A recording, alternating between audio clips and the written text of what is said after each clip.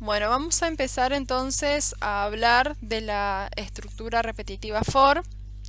Habíamos dicho que vamos a utilizar esta estructura cuando sepamos de antemano, cuando la cantidad de veces que tenemos que ejecutar el ciclo es un número fijo. O sea, no está basado en una condición, sino en un número que yo sé. Yo sé de antemano cuántas veces tengo que ejecutar ese bucle. Esto es respondiendo a la pregunta de cuándo lo vamos a utilizar. Ahora vamos a contestar a la pregunta de cómo lo utilizo, cuál es la sintaxis en Java. En Java tenemos la siguiente sintaxis para utilizar esta estructura. Vamos a utilizar la palabra reservada for, entre paréntesis van las tres secciones de la condición, podríamos llamarle, una sección de inicialización, una sección de condición y una sección de incremento o decremento, y luego de ese paréntesis lo que tenemos que escribir son las llaves, que dentro de estas llaves va a estar justamente el conjunto de instrucciones que se va a repetir n veces, ¿sí? Entonces, para utilizar esta estructura vamos a comenzar escribiendo la palabra reservada for y vamos a analizar de qué se trata esta primer sección de la estructura de la condición.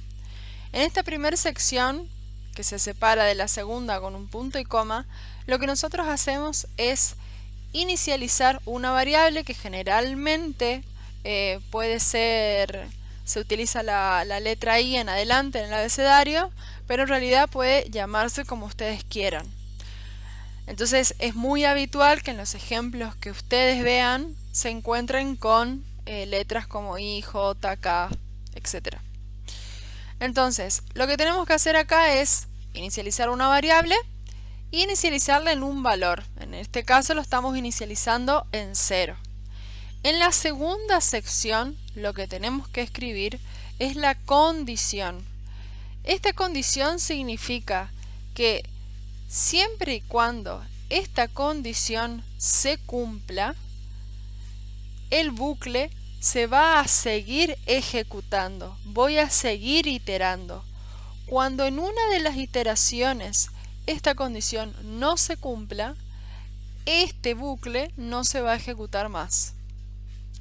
Y esta tercera sección se trata de el incremento o decremento de la variable del contador. Luego, como habíamos dicho, tenemos que escribir lo que va a formar parte del bucle, es decir, cuáles son las instrucciones que yo necesito que se ejecuten n veces. Fíjense que en este caso, en este ejemplo, tenemos una una instrucción que es el system.out.println, que lo que me permite es imprimir, en este caso, el valor de la variable i. Vamos entonces a analizar qué hace el ejemplo, que ahora que ya sabemos, digamos, la definición y la sintaxis de la estructura for, vamos a analizar qué es lo que nosotros veríamos por pantalla si tenemos esta estructura en Codiva. Bueno, estamos inicializando la variable i en 0, ¿sí? Y estamos preguntando ahora si i es menor que 5.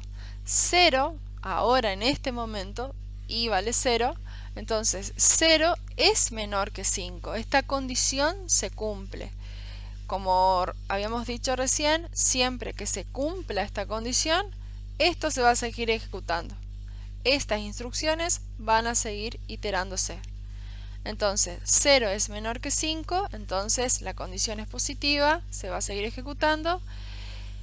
¿Qué es lo que pasa después? Se ejecuta el bloque de código que tengo en el bucle, entonces voy a imprimir system.out.println y, es decir, voy a imprimir un 0 en pantalla, y cuando yo termine todo el conjunto de instrucciones que forman parte de mi bucle, lo que voy a hacer es utilizar esta tercera sección de la estructura for, que es el incremento de i. Más i significa que i ahora ya no va a valer 0, sino que va a valer 0 más 1, es decir, 1. ¿Sí? Se incrementa en 1, en este caso en 1, el valor de i. Entonces, Cuando termino de ejecutar esta sección de acá, lo que va a hacer automáticamente la estructura for es volver a preguntar si la condición se cumple. Y ahora vale 1. 1 es menor que 5, sí, entonces la condición se cumple. Siempre que se cumple la condición, vuelvo a ejecutar el bloque de código dentro de mi bucle. Entonces voy a imprimir en pantalla y vale 1. En pantalla entonces en este momento podría estar viendo un 0 y ahora un 1. ¿Sí? Entonces después de eso, ¿qué es lo que pasaba? Terminaba de ejecutar todo mi conjunto de instrucciones, en este caso tengo una sola, voy a volver a la tercera sección de mi estructura for y lo que voy a hacer es incrementar en 1 la variable i valía 1, ahora i va a ser igual a 1 más 1, es decir, i va a ser igual a 2. Cuando termino de incrementar mi contador, lo que voy a hacer es volver a preguntar acá en la condición y que ahora vale 2, pregunto si es menor que 5. 2 es menor que 5, sí, es verdadero. Es por eso que como es verdadero, vuelvo a ejecutar esta instrucción, voy a estar imprimiendo un 2, después y se va a volver a incrementar en 3, voy a preguntar si 3 es menor que 5, va a ver que es positivo, es verdadero, entonces imprimo 3, voy a incrementar en 4, 4 es menor que 5, eso es verdadero, entonces voy a imprimir el 4, incremento 1 en 4, entonces 4 me va a quedar en 5, pregunto, ¿5 es menor que 5? No, es falso. Y ahí es cuando esta condición ya no se cumple más, que ya no se ejecuta el bucle que tengo acá entre las llaves, sino que se sale de este bucle y sigo con las siguientes instrucciones que tenga en mi código, ¿sí? Es ahí cuando yo paro de iterar porque se da el caso en el que esta condición que está acá ya no se cumple más. Bueno, esto es un poco lo que tenemos acá, es lo que les decía recién, que está separado por 3 partes, el punto y coma, la inicialización, la condición y el incremento o decremento de la variable del contador. Vamos a ver algunos ejemplos. Fíjense que acá lo que tenemos es una estructura for, que tenemos que la variable i empieza en 0 y que yo quiero que se ejecute siempre que i sea menor que 10, o sea, se va a ejecutar este bucle para i igual a 0, para i igual a 1, a 2, a 3, a 4, a 5, a 6, a 7, a 8 y a 9. En total se va a ejecutar 10 veces esta instrucción que está acá adentro, ¿sí? Este bucle se va a repetir 10 veces, desde el 0 hasta el 9, para valores de i. Vamos a ver el segundo caso que está acá, donde tenemos una variable que en este caso la llamamos j, y fíjense que ahora hacemos en el sentido contrario. Nuestra variable j vale 10, y la condición para que esto se siga ejecutando es que j valga mayor que 0, o sea, siempre que se cumpla de que j sea mayor a 0, estas instrucciones que están acá se van a seguir ejecutando, van a seguir iterándose. Y fíjense que en la tercera sección de la estructura lo que yo tengo es un decremento de la variable, es decir, que en vez de ir sumando de 1 en 1, lo que estoy haciendo acá es ir restando de 1 en 1. Entonces, la primera vez j va a valer 10, la condición se va a cumplir porque 10 es mayor que 0.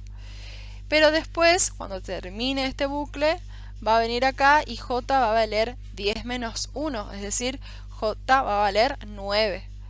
9 es mayor a 0, entonces voy a volver a ejecutar de vuelta el bucle y así sucesivamente hasta llegar a j igual a 0. j 0 es mayor que 0, no se va a cumplir y es por eso que en ese momento voy a dejar de iterar este conjunto de instrucciones que estén dentro de las llaves. Entonces los valores posibles de j van a ser de 10 hasta el 1, que es donde cuando j valga 0, ya no se va a cumplir más esta condición. Vamos al tercer caso, el tercer ejemplo, en donde tenemos que tenemos una variable k, que k vale 0.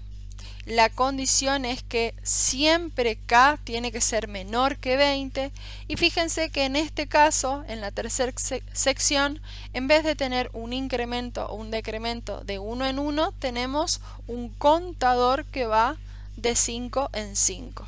Eso quiere decir que k, vamos a hacer el recorrido para que lo vean. Esperen que aparezca mi mouse, entonces lo voy marcando. Bueno, k va a valer 0. La condición para que esto se ejecute es que k siempre sea menor que 20. 0 es menor que 20, entonces voy a ejecutar. Entonces ejecuto mi primera iteración y voy a ir a la tercera sección y digo k es igual a k, es decir, a 0, más 5, es decir que k va a ser 5 en la segunda iteración. Entonces, para k igual a 5 lo voy a ejecutar todo mi conjunto de instrucciones y voy a volver a preguntar la condición. 5 es menor que 20, se cumple, ejecuto mis instrucciones, vuelvo a iterar, es igual a 10, entonces valía 5, le sumo 5, es igual a 10, pregunto si 10 es menor que 20, se cumple, entonces itero y después vuelvo a preguntar, vuelvo a incrementar. K, que valía 10, ahora vale 15, porque le sumo a lo que ya valía, que es 10, le sumo 5, me queda 15. 15 es menor que 20, sí, es menor que 20, por eso es que vuelvo a ejecutar mi conjunto de instrucciones y después K me va a quedar igual a 20, porque es lo que ya valía K, que es 15, más 5 es 20. Pregunto, ¿20 es menor que 20? No, 20 no es menor que 20 y es por eso que en ese momento es cuando yo dejo de iterar este conjunto de instrucciones que está acá adentro.